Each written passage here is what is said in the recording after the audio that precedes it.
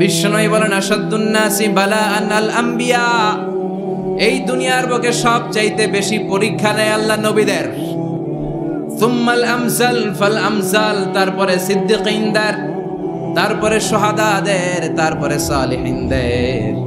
ইবতালার রাজুলু আলা হাসাবি দীনিহি, যেই ব্যক্তির দিনদারি বেশি তার জীবনে পরীক্ষাও, আল্লাহ যারে পছন্দ করে বেশি তার জীবনে পরীক্ষাও। নমরুদ বলল ইব্রাহিম ঈমান ছেড়ে দাও, তাহলে জানে বেঁচে যাবা, নাইলে আগুনে ফেলবো। সাইয়েদনা ইব্রাহিমের এক কথা, জীবন যাবে কিন্তু ঈমান যাবে। নমরুদ বলে ঈমান ছেড়ে দাও, তা না হলে আগুনে ফেলবো। সাইয়েদনা ইব্রাহিম বলে জীবন যাবে কিন্তু ঈমান যাবে। তার মানে আগুনের পরীক্ষায় পাস। চিল্লায় বলেন আগুনের পরীক্ষায়। পরীক্ষা নাম্বার 2, একটার পর একটা পরীক্ষা নিতে আল্লাহ শুরু করলেন। আল্লাহ বললেন ইব্রাহিম যাও, কলিজার টুকরা সন্তানকে আর হাজারকে মক্কার ধুধু প্রান্তরে ফেলে দিয়ে আসো, ওখানে মানুষ নাই, প্রাণী নাই, জনমানব শূন্য, দেখি আমার কদ্দুর ভালোবাসো। বলতে দেরি, টু শব্দ নাই, মরুভূমিতে ফেলে দিয়ে আসলেন। তার মানে পরীক্ষা নাম্বার 2তেও, কথা বলেন 2তেও। পরীক্ষা নাম্বার 3, আল্লাহ বললেন ইব্রাহিম দেখি তোমার হৃদয়ে আমার জায়গা কতটুকু, যাও কলিজার টুকরা সন্তান ইসমাইলের গলার মধ্যে তলোয়ার লাগাও। সাইয়েদনা ইব্রাহিম বিয়ে করার পর থেকে আল্লাহর কাছে চাইতে চাইতে শেষ, মাগা সন্তান হয় না। ওনার প্রথম সন্তানটা হয়েছিল সাইয়েদনা ইসমাইল যখন জন্মগ্রহণ করেছে, ইব্রাহিমের বয়স ছিল 86 বছর। এই এলাকায় আসেনি 86 বছর বয়সে সন্তান হয়েছে? 86 বছর বয়সে তো হাঁটতেই পারে না। সাইয়েদনা ইসমাইলকে যখন আল্লাহ তাআলা সাইয়েদনা ইব্রাহিমকে উপহার দিয়েছেন, তখন সাইয়েদনা ইব্রাহিমের বয়স 86 বছর বয়সে যে কলিজার টুকরা সন্তানটাকে হাতে পেলেন, চাঁদের মতো সুন্দর ছেলে। আল্লাহ বললেন দেখি আমার হৃদয়ে তোমার জায়গা কতটুকু, ইসমাইল রে জবাই করো। বলতে দেরি, ছুরি লাগাতে দেরি হয় না। তার মানে এই পরীক্ষায়ও পাস। একটার পর একটা আল্লাহ পরীক্ষা নিয়েছে, একটার পর একটা পরীক্ষা। আগুনের পরীক্ষায় পাস, ফ্যামিলি বিসর্জন দাও পাস, কলিজার টুকরা সন্তানের গলায় ছড়ি লাগাও পাস। এবার আল্লাহ বললেন এরপর তোমার বড় দায়িত্ব দিব, তোমাকে হজ প্রোগ্রামের এমডি বানাই দিলাম, ম্যানেজিং ডাইরেক্টর অফ হজ। সুবহানাল্লাহ কইবেন না? আল্লাহ বললেন ইব্রাহিম বিশাল বড় কাফেলা বানাও, হজের আঞ্জাম দাও। সাইয়েদনা ইব্রাহিম বললেন আল্লাহ দুদুমরু প্রান্তর, জনমানব শূন্য, মানুষ নাই, পাখি নাই, কেউ নাই, কিভাবে আমি হজের আঞ্জাম দেব? আল্লাহ বললেন ইব্রাহিম হজ প্রোগ্রামের ম্যানেজারগিরি করতে চাইলে 3টা পেশা তোমাকে বেছে নিতে হবে। কয়টা? এই 3টা পেশা এর সমন্বয়ে তুমি হজের প্রোগ্রামের আঞ্জাম দিতে পারবে। পেশা নাম্বার 1 তোমার রাজমিস্ত্রির কাজ করতে হবে। পেশা নাম্বার 2 তোমার ঝাড়ুদারগিরির কাজ করতে হবে। পেশা নাম্বার 3 তোমার মুয়াজ্জিনগিরি করতে হবে। সুবহানাল্লাহ কইবেন না? وَإِذْ يَرْفَعُ إِبْرَاهِيمُ الْقَوَاعِدَ مِنَ الْبَيْتِ وَإِسْمَاعِيلُ رَبَّنَا تَقَبَّلْ مِنَّا إِنَّكَ أَنْتَ السَّمِيعُ الْعَلِيمُ। সাইয়েদনা ইব্রাহিম আর কলেজের টুকরা সন্তান ইসমাইলকে নিয়ে রাজমিস্ত্রির কাজ শুরু করে দিলেন। আল্লাহু আকবার। কাবা ঘর ভেঙে চুরমার, বাপ বেটা মিলে রাজমিস্ত্রির কাজ, পাথর কেটে কেটে বাপ বেটা মিলে কাবা ঘর বানায়। পেশা নাম্বার 1 শেষ। পেশা নাম্বার 2 ঝাড়ুদারগিরি। আল্লাহ বললেন তাহহিরা বাইতিয়া লিত-তাইফিনা ওয়াল আকিফিনা ওয়ার রুকআইস সুজুদ। আল্লাহ বললেন তাহহিরা পরিষ্কার করো, মানে ঝাড়ু দাও।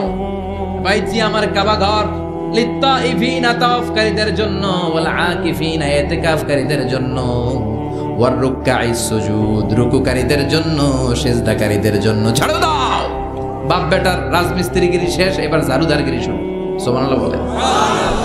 এরপর আল্লাহ বললেন 3 নম্বরে মুয়াজ্জিনগিরির কাজ করো। ওয়াআযিন ফিন-নাসি বিল হাজ্জি ইয়াতুকা রিজালাও ওয়া আলা কুল্লি দামিরি ইয়াতিনা মিন কুল্লি ফাজ্জিন আমিক। সুবহানাল্লাহ পড়েন। ও ইব্রাহিম আযান দাও। আযান মানে ঘোষণা, তুমি হজের ঘোষণা দাও। মানুষদের ডেকে বলো আল্লাহ ঘর বানিয়েছেন, এই ঘরে তোমরা হজ করতে আসো। সাইয়েদনা ইব্রাহিম বললেন আল্লাহ আমি আর আমার পোলা ছাড়া কেউ নাই। কেউ আছে? মানুষ নাই, আপনারা কেউ নাই, আমি কার সামনে আযান দেব? আমি কার সামনে ঘোষণা দেব? আল্লাহ মানুষ নাই, প্রাণী নাই, পাখি নাই, দৃশ্যমান কিছু নাই, কোথায় আমি ঘোষণা দেব? আল্লাহ বললেন দাঁড়াও, দাঁড়িয়ে তুমি আজান দাও, ঘোষণা দাও। তোমার এই আজানের আওয়াজটা গোটা বিশ্বের সব মানুষের কানের ভেতরে আমি আল্লাহ পৌঁছে দেব। আযিন ফিন নাস বিল হজ, হজের আজান দাও। উনি আজান দিলেন, আইয়ুহান নাস ইত্তাখাযাল্লাহু বাইতান ফাহুজ্জু। আল্লাহ একটা ঘর বানিয়েছে, যাদের সামর্থ্য আছে হজে আসো। সুবহানাল্লাহ পড়েন। তৎকালীন সময় গোটা বিশ্বে যারা ছিল সবার কানের ভেতরে এই ঘোষণাটা, মানে এই আজানটা পৌঁছে দিয়েছে কে? আমরা তখন ছিলাম পৃথিবীতে? কই ছিলাম? ফি আলামিল আরওয়াহ, রূহের জগতে। রূহের জগতেও আল্লাহ তাআলা আমাদের কানে পৌঁছে দিয়েছেন।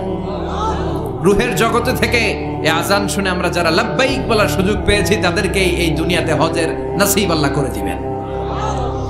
তার মানে হজ প্রোগ্রামের ম্যানেজার। সুবহানাল্লাহ পড়েন। পরীক্ষা কারে কয়? কত প্রকার ও কি কি। হজ প্রোগ্রামের ম্যানেজার বানাইলেন, ম্যানেজিং ডাইরেক্টর, মহাব্যবস্থাপক। হজের আঞ্জাম দাও, আর হজের আঞ্জাম দিতে যে তোমাকে প্রথমে রাজমিস্ত্রির কাজ করা লাগবে, পাস। ঝাড়ুদার গিরির কাজ করা লাগবে, পাস। আল্লাহর নবী উলুল আজমি মিনার রসুল মসজিদ ঝাড়ু দেয়, না আমরা মসজিদ পরিষ্কার করতে চাই না? আছে না নাই? বালু দেখলেই মুয়াজ্জিনের গালি, মসজিদে ময়লা দেখলেই খাদেমের 14 গোষ্ঠী উদ্ধার করে ছাড়ে, আর নিজে পশ্চিম দিকে পড়ে আসারও খায় না। আছে না নাই? মসজিদ ঝাড়ু দেওয়া শুধু মুয়াজ্জিনের কাজ, খাদেমদারের কাজ। মসজিদ পরিষ্কার রাখা আমাদের সবার কাজ। চিল্লা এখন ঠিক কিনা? যাদের অন্তরে জ্বালা যন্ত্রণা, যাদের দোয়া কবুল হয় না, আপনি মসজিদ ঝাড়ু দিয়ে দেখেন, মুহূর্তে দোয়া কবুল হয়ে যাবে। অন্তরের জ্বালা যন্ত্রণা দূর হয়ে যাবে, অন্তরের অহংকার নিমিষে কেটে যাবে। তার মানে আল্লাহ বললেন রাজমিস্ত্রি হও, সেটাও হলেন। ঝাড়ুদার হও, সেটাও হলেন। আজান দাও, সেটাও হলেন। তার মানে হজের যে পরীক্ষা নিলেন, এটাতেও 4টা ভয়ঙ্কর পরীক্ষা নিলেন, 4টাতে পাস। পরীক্ষা নাম্বার 5। আল্লাহ বললেন ইব্রাহিম বয়স কত? সাইয়েদনা ইব্রাহিম বললেন 80 বছর। আল্লাহ বললেন নিজ হাতে নিজের সুন্নাতে খাতনা সেরে দাও। সহিহ বুখারীর বর্ণনা, ইখতাতানা সাইয়েদনা ইব্রাহিম আলাইহিস সালাম ওহু ইবনু 80 সানা বিল কদুম। বুখারীর বর্ণনা, 80 বছর বয়সে কুঠার দিয়ে লজ্জাস্থানের সামনের চামড়াটা কেটে নিজ হাতে নিজের সুন্নাতে খাতনা সেরেছে। এমনি এমনি আল্লাহর প্রিয় হন নাই, এমনি এমনি গোটা বিশ্বের মানুষদের লিডার হন নাই। পরীক্ষার পর পরীক্ষা দিয়ে তিনি আল্লাহর সম্মানের চেয়ারে আসীন হয়েছেন। চিল্লায় বলেন ঠিক কিনা? এজন্য আল্লাহ বললেন ওয়াইয বিজালা ইব্রাহিম রাব্বুহু বিকালিমাতিন ফাআতাম্মাহুন্না ক্বালা ইন্নী জাঈলুকা লিন-নাসি ইমামা। ও নবী, স্মরণ করুন সেই সময়ের কথা যখন আমি আমার খলিল ইব্রাহিমকে অনেকগুলো পরীক্ষা নিয়েছিলাম, আর প্রতিটি পরীক্ষায় আমার খলিল সফলতার সাথে উত্তীর্ণ হয়েছিল। ফলাফল স্বরূপ আমি ইব্রাহিমকে জানিয়ে দিলাম, যাও ইব্রাহিম, গোটা বিশ্বের মানুষের জন্য তোমার নেতা বানাইয়া দিলাম। তিনি আমাদের নেতা, leader of the all human being on earth. পৃথিবীতে যারা আছে সবার নেতা। চিল্লা এখন ঠিক কিনা? এত বরকতের মানুষ, এত বরকতের ফ্যামিলি, ওনার ফ্যামিলি যেখানে তাকিয়েছে ওইখানে বরকত, যেখানে পা লেগেছে ওইটা বরকত। যেই মাটিতে হাত দিয়েছে মাটিটারে সোনা বানিয়ে দিয়েছে কে? সাইয়েদনা ইব্রাহিমের পা লেগেছিল একটা পাথরে, ওই পাথরটারে মুসল্লা বানিয়ে দিল কে?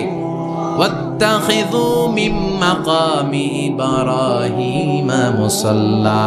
আল্লাহ বললেন ইব্রাহিমের দাঁড়ানোর জায়গার পাথরটারে তোমরা মুসল্লা বানিয়ে নাও। কি বরকতের জায়গা! প্রতিদিন 120টা রহমত নাজিল হয় এই কাবা ঘরকে কেন্দ্র করে। 60টা রহমত যারা খালি তাওয়াফ করে। এই তাওয়াফের ইবাদতটা ওই জায়গা ছাড়া পৃথিবীর কোথাও করা যায়? কথা বলেন। এজন্য 60টা রহমত যারা তাইফিন তাওয়াফ করে, 40 লিল মুসাল্লিন, আর 40টা রহমত যারা কাবা ঘরে নামাজ পড়ে। 40 আর 60 100, বাকি রইল কয়টা? ওয়াল 20 লিন নাযিরিনা ইলাল কাবা। বাকি 20টা যারা তাওয়াফও করে না, সালাতও পড়ে না, খালি কাবা ঘরের দিকে তাকায় থাকে। কাবা ঘরের দিকে ফেল ফেল করে তাকায় থাকলো, আমলনামায় 20টা রহমত নাজিল করে কে? এত বরকতের ফ্যামিলি। সাইয়েদনা ইব্রাহিম সন্তান হলো ইসমাইল, স্ত্রীর নাম হাজার। 3 জনের ফ্যামিলি। এই 3 জনের ফ্যামিলির এত বরকত, যেই জায়গায় হাত লেগেছে জায়গাটারে বরকতময় করেছে কে? যেখানে পা লেগেছে বরকত দিয়ে ভরে দিয়েছে কে? সাইয়েদনা ইব্রাহিম রাজমিস্ত্রিগিরি যখন করতেছিলেন, বানাতে বানাতে আর নাগাল পায় না, আল্লাহ বলে এই পাথরটার উপরে দাঁড়াও। উনি দাঁড়ালেন, এবার যতটুকু উপরে ওঠা লাগে পাথরটা অটোমেটিক্যালি উপরে উঠে যায়, যতটুকু নামা লাগে অটোমেটিক্যালি নিচে নেমে যায়। পৃথিবীর কোন পাথরে আপনি ইচ্ছা মতো লাথি মারলে এখানে পায়ের দাগ করবে? সাইয়েদনা ইব্রাহিম ওখানে দাঁড়ানোর সাথে সাথে উনার ফুটপ্রিন্ট পাথরের মধ্যে লেগে যায়। কাবা ঘরের পাশে গোটা বিশ্বের মানুষের কাছে চিরম্লান করার জন্য, চিরস্মরণীয় করে রাখার জন্য কাবা ঘরের পাশে আল্লাহ পাথরটার স্থান দিয়েছেন। মাকাম ইব্রাহিম, বিশ্বনবী তাওয়াফ করার পরেই ওই জায়গায় 2 রাকাত নামাজ পড়তেন। আপনারাও যারা হজ উমরা করবেন, তাওয়াফ করার পরেই মাকাম ইব্রাহিমে 2 রাকাত সালাত পড়ার সুন্নাত। তার মানে পা লাগছে, ওইটা হয়ে গেছে আমগো মুসল্লা। সাইয়েদনা ইব্রাহিমের পা যেখানে লাগছে ওইটা আমাদের কি? সুবহানাল্লাহ কইবেন না? আর ওনার ছেলের পা যে জায়গায় লাগছে ওটা হয়ে গেছে জমজমের কুয়া। ছোট্ট বাচ্চা ইসমাইলকে রেখে দিয়ে আমরা যারা বলি বিবি হাজেরা, আসলে হাদিসের ভাষায় হাজার, তিনি সাফা পাহাড় থেকে মারওয়া পাহাড়ে দিলেন দৌড়। কোথায় পানি? পানি নাই। মরুভূমির বালির মধ্যে সূর্যের তাপ যখন পড়ে যায়, মরিচিকার মতো ঝলসানির একটা দৃশ্য ভেসে ওঠে, মনে হয় সাগরের পানি আসলে পানি নাকি। তিনি সাফায় যায়, যে দেখে পানি নাই। মারওয়াতে যায়, যে দেখে পানি নাই। পানির সন্ধানে হাজার আলাইহিস সালাম 7 বার 2 পাহাড়ের মাঝখানে দৌড়াদৌড়ি করলেন। ওই পাহাড়ের মাঝখানে এই মহিলার পায়ের ছাপ লেগে গেল। এই দৌড়াদৌড়িটা আরশের উপর থেকে আল্লাহ এত সুন্দর উপভোগ করেছেন। আল্লাহর কাছে এই মহিলার দৌড়াদৌড়িটা এত ভালো লেগেছে, কিয়ামত পর্যন্ত সব হাজীদের জন্য এই জায়গায় দৌড়াদৌড়িটা আল্লাহ ওয়াজিব করে দিয়েছে। এই জায়গায় দৌড়াদৌড়ি না করলে হজ হবে না, উমরা হবে না। এই দৌড়াদৌড়িটা, মহিলাটার স্যাক্রিফাইস, হৃদয়ের আবেগ আর ভালোবাসাটা আল্লাহর কাছে এত পছন্দনীয় হয়েছে, কিয়ামত পর্যন্ত আল্লাহ চান সবাই দৌড়াবে, আমি উপর থেকে দেখব। ওয়াজিব করে দিলেন। যার পা যেই জায়গায় লাগছে খালি বরকত। হঠাৎ কলকল কলকল আওয়াজ শুনতে পেলেন। সাফা মারওয়া থেকে দৌড়ে আসলেন কাবার কাছে। এসে দেখলেন ফেলে রাখা দুধের বাচ্চা ইসমাইলের পায়ের ধাক্কায় জমিন থেকে পানি বের হতে শুরু করেছে। কলকল কলকল আওয়াজ। ওনারা আরবি ভাষা জানতেন না। সাইয়েদনা ইব্রাহিম, ইসমাইল, হাজার এরা সুরিয়ানি ভাষার মানুষ ছিলেন। সুরিয়ানি ভাষায় উনি বসে পানি যাতে মরুভূমির বালুতে লেগে শুকিয়ে না যায়, বালু দিয়ে বাঁধ দিতেছে। আমরা বাঁধ দেই না পানি আটকানোর জন্য? হাজার এসে বালু দিয়ে বাঁধ দিতেছে নিজে নিজে, আর নিজের সুরিয়ানি ভাষায় বলতেছে জাম জাম, মানে থাম থাম, পানি যাইস না তুই। জাম মানে কেফ কেফ, স্টপ স্টপ, থাম থাম, আরে পানি চলে যাস না, থাম থাম। ওনার মুখ নিঃসৃত এই ঝাম ঝাম শব্দ দুইটা আল্লাহর এত পছন্দ হয়েছে, কিয়ামত পর্যন্ত আল্লাহ এই কুয়ার নাম ঝমঝমের কুয়া করে দিয়েছে। বরকত আর বরকত। ছেলেকে মিনার প্রান্তরে রেখে জবাইয়ের দৃশ্যটা আল্লাহর ভালো লেগেছে। কিয়ামত পর্যন্ত ঈদুল আজহাতে সবাই আমরা প্রাণী শুইয়ে এরকম জবাই করব, এটা আল্লাহ ওয়াজিব করে দিয়েছে। যার মানে এমন ফ্যামিলি খালি বরকত আর বরকত। আর আল্লাহ বললেন এই ফ্যামিলিতে আমি কিতাবও দিয়েছি, নবুয়তও দিয়েছি। ওয়াজআলনা ফি যুররিয়াতিহিন নুবুওয়াতা ওয়াল কিতাব। সাইয়েদনা ইব্রাহিমের ফ্যামিলির ভেতরে আমি নবুয়ত দিয়েছি, কিতাব দিয়েছি। এই পৃথিবীতে যত নবীর নাম আপনি বলবেন সবগুলো সাইয়েদনা ইব্রাহিমের নাতিপুতি। লক্ষাধিক নবী পৃথিবীতে, 5-7 জন ছাড়া। কজন ছাড়া? উপরের 5-7 জন ছাড়া যত নবী আপনি নাম বলতে পারবেন, যাদের নাম জানি কিংবা জানি না, সব সাইয়েদনা ইব্রাহিমের বংশধর, ওনার নাতিপুতি। ওনার আল্লাহ 86 বছর বয়সে দিলেন সাইয়েদনা ইসমাইল আলাইহিস সালামকে। ওনার বয়স যখন 100 তখন দিলেন সাইয়েদনা ইসহাক আলাইহিস সালামকে। দুর্ভাগ্যজনক হলেও সত্য, ইসমাইলের চেনে কোনো নবী আল্লাহ দেন নাই, কোনো নবী নাই। সব নবী এই চেনে, এই চেনে। হাজার হাজার লক্ষাধিক নবী খালি ইসহাকের বংশে নাম, এই বংশে কোনো নবী নাই। আর এই বংশের নবীরা প্রজন্মের পর প্রজন্ম একে অপরকে বলে যায়, সব শেষে কিন্তু একজন নবী আসবে, এটা হবে শ্রেষ্ঠ নবী, বিশ্ব নবী। ঠিক কি না? একের পর এক নবুয়ত আল্লাহ এই চেনে দিলেন। ইসহাকের চেইনে, সাইয়েদনা ইসমাইলের চেইনে কোনো নবী নাই। এত নবী এখানে এসেছে, এরা ভেবেই নিয়েছে ওই যে শেষ নবী যেটা শ্রেষ্ঠ নবী এটাও এখানেই আসবে।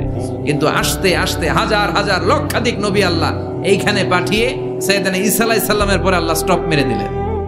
স্টপ মেরে দিয়ে 570 বছর পরে শ্রেষ্ঠ নবীটারে আল্লাহ এই চেনে পাঠিয়ে দিলেন। এজন্য আমরা হচ্ছি বানি ইসমাইল। আমরা কি? বিশ্বনবী হচ্ছেন বানি ইসমাইল, বিশ্বনবী কি? আর এরা হচ্ছেন বানি Israil. Changing the leadership from বানি ইসরাইল টু বানি ইসমাইল। এজন্য অহংকারীদের পরিণাম শুভ হয় না। এরা নবী পেতে পেতে এই প্রজন্ম অহংকারী হয়ে উঠেছিল আর গালি দিচ্ছিল এই চেইনটা আটকুরা চেইন, নবী আসার দিক থেকে এই চেইনে কোনো নবী নাই, সব নবী এই চেইনে আমরা পাই, আর শ্রেষ্ঠ যে নবীটা আসবে সেটাও এই চেইনে আসবে। আল্লাহ কয় না, আমি খেলা উল্টায় দিব, সব নবী এখানে পাঠালেও শেষ নবী আমি এখানে পাঠাবো না। শেষ নবী আল্লাহ তাআলা সাইয়েদনা ইসমাইলের চেইনে পাঠিয়ে দিয়েছেন। চিৎকার করে পড়েন আল্লাহু আকবার। পৃথিবীর সর্বশ্রেষ্ঠ তিনটা ধর্ম, ইহুদিবাদ, খ্রিস্টবাদ আর ইসলাম, এই তিন ধর্মের উৎপত্তি হচ্ছে সাইয়েদনা ইব্রাহিম থেকে।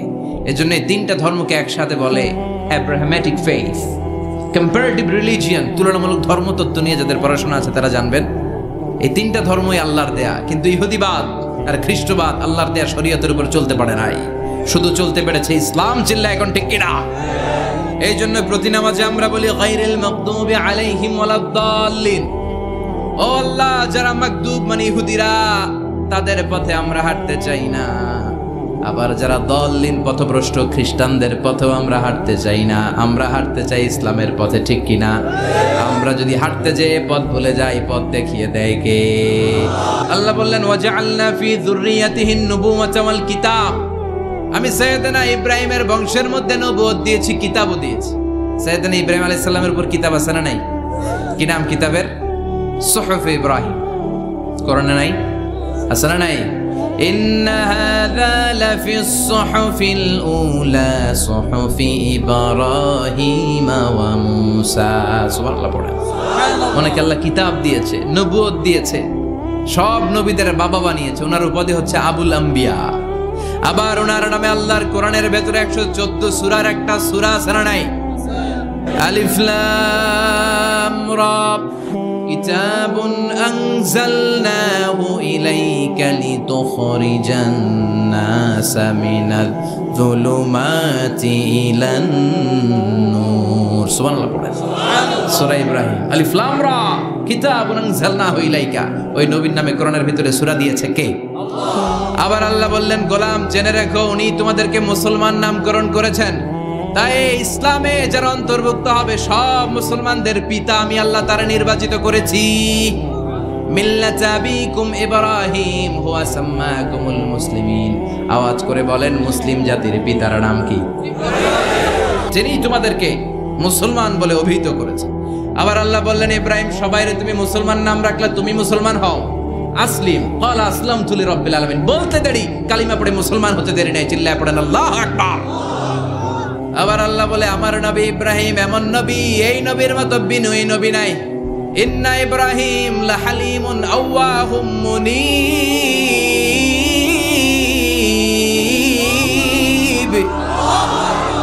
ইন্না ইব্রাহিম লাহালিম আওয়াহ মুনীব। এই নবী সহনশীল। পড়ে সহনশীলতার কোনো অভাব নাই, যেটার অভাব আমাদের মধ্যে সবচেয়ে বেশি। নিজে যেই দল করি এটাই ভালো, বাকি সব কালা। আছে না নাই? আমি তাবলীগ করি তো আমি ভালো, বাকি সব বাতিল। আমি জামাত ইসলাম করি তো আমি হক, বাকি সব বাতিল। আমি আহলে হাদিস তো আমি সেরা, আমার মতো সেরা কেউ নাই। এরকম অসহনশীল মানসিকতা আছে না নাই? নিজে যেটা বুঝি এটাই ভালো, বাকিরা কেউ ভালো না, বাকি কেউ ভালো না।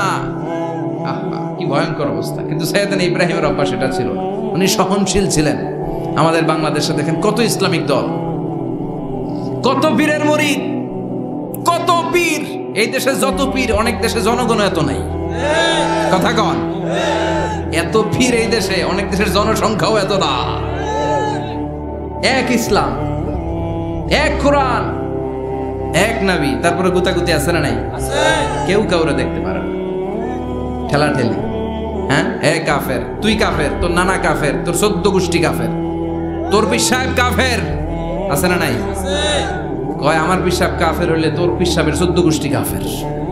ওই কাফের মরলে যেখানে কবর দেয়া হবে, ওই কবরের উপরে যে ঘাস উঠবে, ওই ঘাস যে গরু খাবে, ওই গরুর দুধ যে খাবে, ওইটাও কাফের। কেউ কারো ভালো সহ্য করতে পারে? আল্লাহ বললেন সাইয়েদনা ইব্রাহিমের চরিত্র কিন্তু এমন ছিল না। ইন্না ইব্রাহিম লাহালিমুন আওয়াহুম মুনীব। আমার ইব্রাহিম ছিল সহনশীল। আল্লাহু আকবার। আবার আল্লাহ বললেন ইন্না ইব্রাহিম কানা উম্মাতান ওয়াহিদা। আমার খলিল ইব্রাহিম শুধু সহনশীল নয়, আমার খলিল ইব্রাহিম একাই একটা উম্মত। এটা কথা হইল, একা একটা উম্মত হইতে পারে? আমরা সবাই উম্মত, কোটি কোটি মানুষ, ফলে বিশ্বনবীর উম্মত, উম্মতে মুহাম্মাদে, ঠিক কিনা? একজন কি একটা উম্মত হইতে পারে? আল্লাহ বলেন ইব্রাহিম এমন নবী, একাই একটা উম্মত। সুবহানাল্লাহ পড়ে, ইন্না ইব্রাহিমা কানা উম্মা ওয়াহিদার। কারণ উনি যখন জমিনে ছিলেন একটা লোক আল্লাহর নাম নেয়ার মতো ছিল না, সব ছিল মুশরিক, উনি ছাড়া সব মুশরিক। উনি ছিলেন মুওয়াহহিদ, তাওহীদের পক্ষে। উনি ছাড়া পৃথিবীতে তখন যারা ছিল সব ছিল তাওহীদের বিপক্ষে, মানে মুশরিক। আল্লাহ বুঝাতে চাইলেন পুরো মুশরিক গোষ্ঠী একটা উম্মত, আমার ইব্রাহিম খলিল একাই আরেক উম্মত। ইন্না ইব্রাহিমা কানা উম্মাতান ওয়াহিদা। সাইয়েদনা ইব্রাহিমের সময়কালে মুসলমান বলতে কেউ ছিল না, উনি একা ছাড়া। তার মানে গোটা বিশ্বের সব মুশরিক মিলে একা একটা উম্মত, সাইয়েদনা ইব্রাহিম নিজে নিজে একটা উম্মত। কি পরীক্ষা করে কিভাবে আল্লাহ ওনারে উত্তীর্ণ করেছেন, এজন্য খুশি হয়ে আল্লাহ ওনারে খালিল উপাধি দিয়েছেন। ওনার কিছু উপাধি আছে, একটা হচ্ছে সিদ্দিক। আমাদের অনেকের নাম আছে না? সিদ্দিক মানে কি জানেন? সত্যবাদী। শুধু সত্যবাদী না, সত্য প্রকাশে, সত্য গ্রহণে, সত্যের ব্যাপারে আপোষহীন, কোনো আপোষ করে না। চিল্লা এখন ঠিক কিনা? বিশ্বনবী মেরাজে গেলেন, মেরাজ থেকে ফিরে আসলেন, বিশ্বনবী বর্ণনা করলেন আমি বাইতুল মাকদাস দেখেছি মাঝরাতে, লক্ষাধিক নবীকে নিয়ে নামাজের ইমামতি করেছি, 7 আকাশ দেখেছি, আল্লাহর আরশ দেখেছি, আল্লাহর সাথে কথা বলেছি, আবার ফজরের আগেই মক্কায় ফিরে এসেছি। সবাইকে খাইছে খাইছি, মুহাম্মদের মাথার তার ছিঁড়ে গেছে, নাউজুবিল্লাহ পড়ে। আবু জাহেল, উতবা, সাইবা সবাই মিলে একটা সুযোগ পেল, বললো এতদিন আমরা আবু বকররে বুঝাইতে পারি না, আজকে মুহাম্মদ যে গাঞ্জাখুরি কথা বলে, এটা বললে আবু বকররে আমাদের দলে নিয়ে আসা যাবে। সবাই সাইয়েদনা আবু বকরের কাছে যায়, যে বলে আবু বকর জানো নাকি তোমার নবী নতুন কথা আমদানি করেছে? কি বলেছে আমার নবী? তোমার নবী বলে মাঝরাতে বাইতুল মাকদাস গিয়েছে। বাইতুল মাকদাসে তখন দ্রুতগামী ঘোড়া দিয়ে ছুটলেও যেতে লাগে 15 দিন। অ্যাবাউট টার্ন কাম ব্যাক, ফিরে আসতে আরো 15 দিন, মোট কয় দিন? 1 মাস। যেতে আসতে 1 মাস। তোমার নবী মাঝরাতে নাকি বাইতুল মুকাদ্দাসে ইমামতি করছে, 7 আকাশ ঘুরেছে, আল্লাহর আরশ দেখেছে, আল্লাহর সাথে কথা বলেছে, আবার ভোর হওয়ার আগে নাকি মক্কার জমিনে ফিরে এসেছে। আবু বকর বললেন আসলেই কি আমার নবী এই কথা কইছে? সবাই এক বাক্যে বলে হ্যাঁ, তোমার নবী মুহাম্মদ এই কথা বলেছে। আবু বকর দ্ব্যর্থহীন কণ্ঠে ঘোষণা করে দিলেন, আমার নবী যদি এই কথা বলে থাকে, আমার নবী সত্য বলেছে, সত্য বলেছে, তিনি কখনো মিথ্যা বলতে পারে? বিশ্বনবী খুশি হয়ে গেলেন, সাইয়েদনা আবু বকরের জন্য দোয়া করে দিলেন, আর বললেন আবু বকর আনতা লাস্তা আবু বকর ফাকাত, আজকে থেকে তুমি শুধু আবু বকর নও, আজকে থেকে তুমি আবু বকর সিদ্দিক। সিদ্দিক সত্য গ্রহণে, সত্য প্রকাশে, সত্য মানার ক্ষেত্রে আপোষহীন, কোনো আপোষ নাই। চিল্লা এখন ঠিক কিনা? সে আল্লাহ বললেন ওয়াযকুর ফিল কিতাবি ইব্রাহিম ইন্নাহু কানা সিদ্দিকান নাবিয়্যা।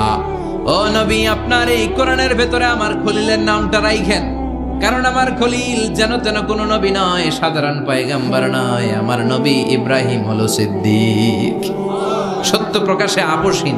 এজন্য আল্লাহ খুশি হয়ে ওনার একটা টাইটেল দিলেন, টাইটেলটা হলো খলিল। ওয়াত্তাখাযাল্লাহু ইব্রাহিমা, চিল্লায় বলেন ওয়াত্তাখাযাল্লাহু ইব্রাহিমা, আমি ইব্রাহিমকে খলিল বানিয়েছি। খলিল মানে দোস্ত।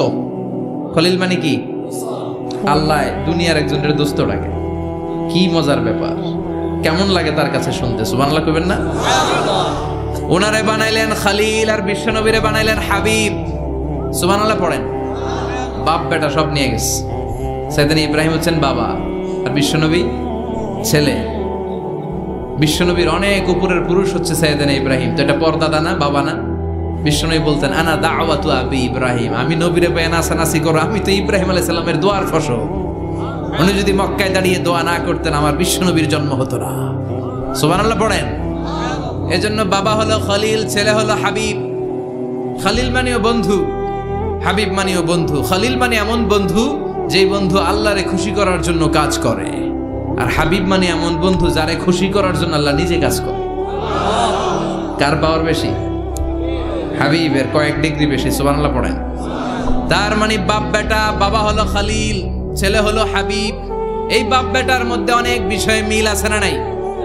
সাইয়েদনা ইব্রাহিম আলাইহিস সালাম আর বিশ্বনবীর মাঝে 7টা মিল খুঁজে পাওয়া যায়। চিৎকার করে বলেন কয়টা? 1 নাম্বার মিল হচ্ছে ফেস কাটিং এ মিল।